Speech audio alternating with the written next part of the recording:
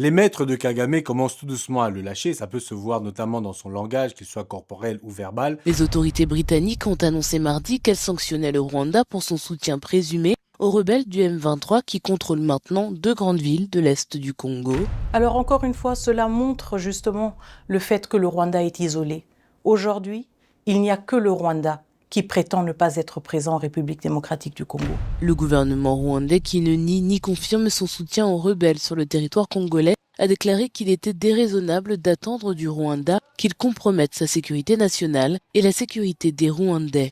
Le Bureau des Affaires étrangères du Commonwealth et du développement du Royaume-Uni a présenté plusieurs mesures punitives pour le rôle joué par le Rwanda dans ce conflit, notamment la suspension de l'aide financière directe qui n'inclut pas le soutien aux Rwandais les plus pauvres, l'arrêt de la participation de hauts responsables à des événements organisés par le gouvernement rwandais, ainsi que la suspension de la coopération en matière de défense.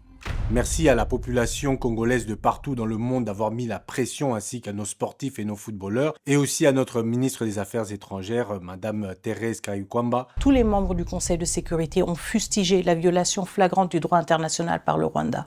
Qui, je dois bien le reconnaître, fait le boulot. J'ai souvent critiqué le gouvernement congolais, mais en tout cas, je dois reconnaître que cette dame fait le job, et ça fait longtemps, peut-être même jamais, qu'on a eu une ministre des Affaires étrangères aussi performante.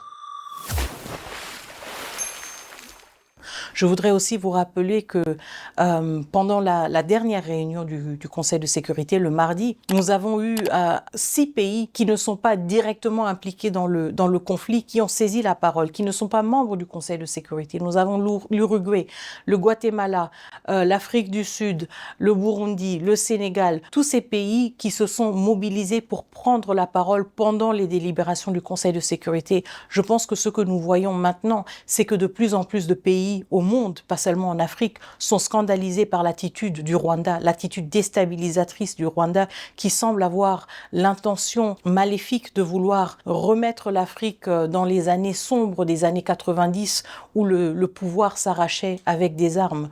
La République démocratique du Congo a tourné cette page. Même si le Rwanda est encore dans un état d'esprit qui considère ce genre d'options, nous ne les considérons pas. Nous sommes un pays qui a fait le choix de la démocratie, nous sommes un pays qui a fait le choix de l'alternance politique. Le Rwanda n'a aucune leçon à nous donner et surtout pas en essayant d'imposer sa volonté sur un pays souverain avec des armes. Donc ce que nous voyons plutôt, ce n'est pas un isolement de la République démocratique du Congo.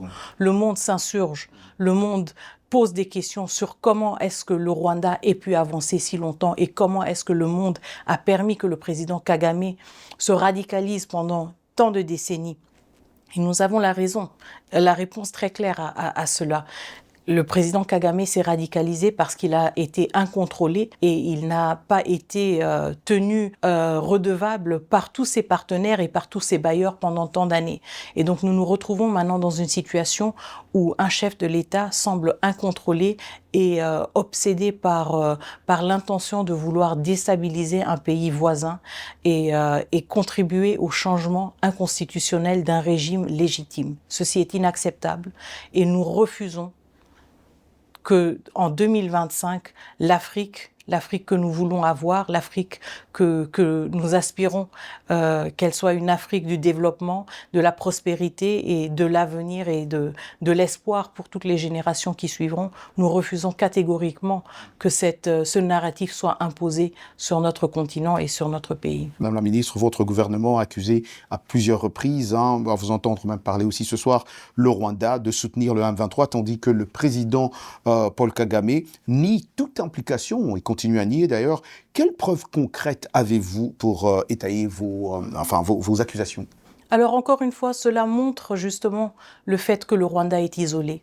Aujourd'hui, il n'y a que le Rwanda qui prétend ne pas être présent en République démocratique du Congo.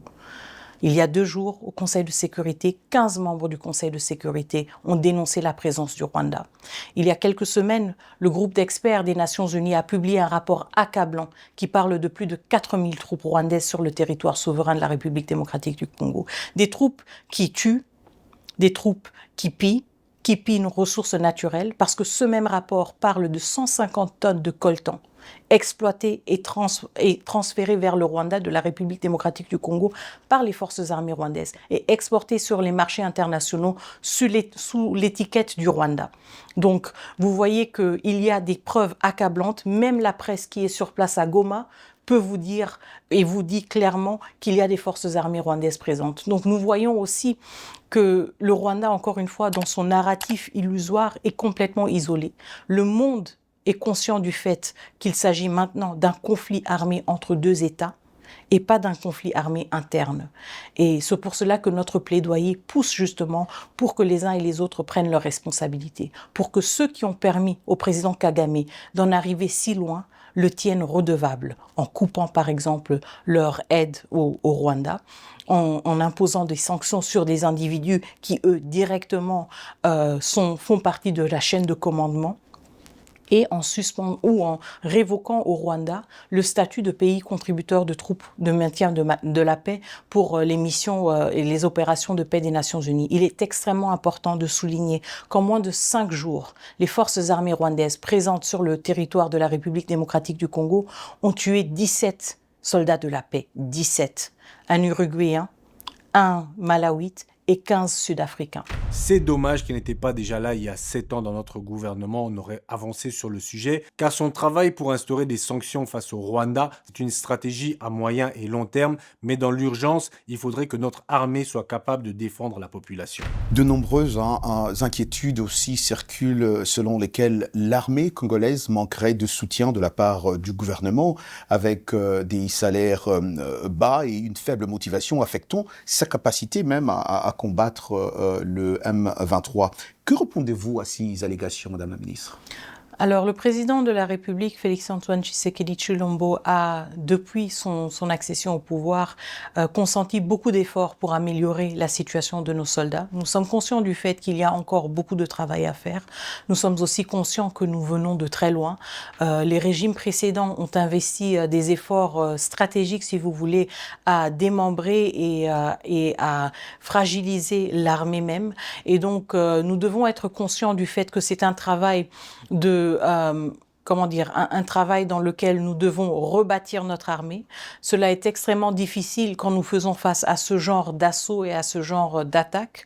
Les efforts que nous avons consentis et que nous avons menés dès le début du premier mandat du président de la République et qui continuent dans ce deuxième mandat, vont continuer pour justement que nous soyons mieux outillés à faire face à ces défis. Je comprends entièrement la frustration et la préoccupation de beaucoup de nos concitoyens, mais je voudrais vous rassurer justement que ces efforts vont continuer et que nous tirons aussi les leçons nécessaires des échecs et des difficultés auxquelles nous faisons face sur le terrain pour voir comment mieux outiller nos forces armées, mieux les accompagner et défendre avec encore plus d'efficacité notre territoire souverain. Alors, Madame la Ministre, on parle des Roumains. Votre gouvernement a-t-il engagé des mercenaires pour renforcer ses efforts de contrôle de cette région ? Il s'agissait plutôt d'un effort, justement, de renforcer les capacités de nos forces armées à travers des formateurs qui ont été recrutés à l'extérieur du pays. Donc, ces efforts-là étaient plutôt consentis dans une logique de renforcer les capacités des forces armées de la République démocratique du Congo. Okay. Donc le ministère des Affaires étrangères fait son boulot, maintenant il faut que les autres ministres et que le président fassent aussi le sien. Comme quoi il n'y a pas que des choses négatives dans le gouvernement congolais, quand il y a quelque chose qui est bien fait, il faut le reconnaître, mais ce n'est pas suffisant. Il faut que notre armée soit réformée et j'ai l'impression que l'Union européenne est en train de gagner du temps, faire traîner les sanctions, ça devient très louche, mais on sait qui sont les commanditaires. On dit voilà, c'est le Rwanda qui attaque le Congo, mais qui est derrière le Rwanda? On parle souvent de qui est derrière le M23, que c'est le Rwanda, mais en fait, qui est derrière le Rwanda? On sait que c'est l'Occident. Donc, ils jouent un double jeu.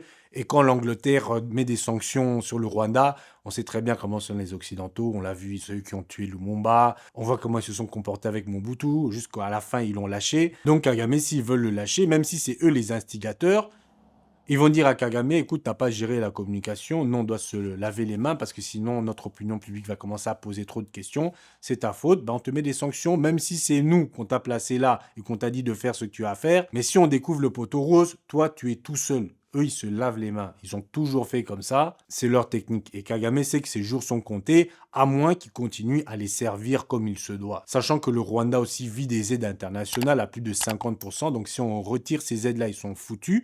Sauf s'ils récupèrent les minerais du Congo pour compenser. On ne peut pas continuer à collaborer avec un pays, avec un psychopathe comme ça qui soutient des crimes. Et c'est très très loin d'être un panafricaniste. Les gens qui m'ont dit que oui, Kagame c'est un panafricaniste, je dis un panafricaniste ne va pas les tuer ses frères et sœurs pour pouvoir s'enrichir et en plus de ça pour servir l'Occident.